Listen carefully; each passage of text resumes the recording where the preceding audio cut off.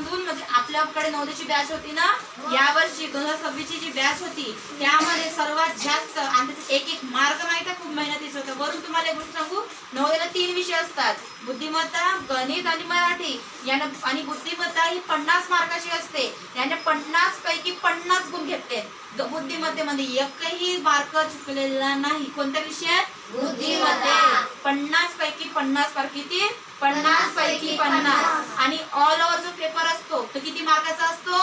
100. याने 100 पैकी 82.5 म्हणजे 82.5% घेतले. किती? 82%. फक्त आणि फक्त 2 ते 3 मार्कांनी हा कटला. नाही तर हा आता आपल्या ट्युशन मधून आपल्या गावाचं नाव रोशन करून कुठे दिसला असता तुम्हाला? नवोदय विद्यालयामध्ये दिसला असता.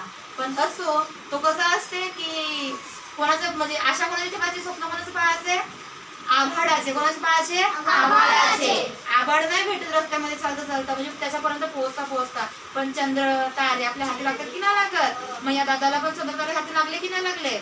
म्हणजे ते म्हणजे कसे रे, त्याला त्या गोष्टी समजल्या. पेपर कसा असतो, बुद्धिमत्ता कशी असते, मराठीचे प्रश्न कसे असतात, गणिताचे प्रश्न कसे असतात. कारण हाच पेपर पॅटर्न कुठं लागू होते? तुमचे कॉम्पिटेटिव्हची स्पर्धा परीक्षा त्याच्यामध्ये लागू होते ना.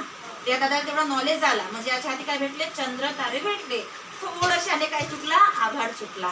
पण असो, दादाला आपण काय करू, तुम्ही 3 क्लास पाहिजे. दादाला पुढच्या वाटचालीसाठी काय द्यायचं आहे आपल्याला? शुभेच्छा. चला 1 2 3 स्टार्ट.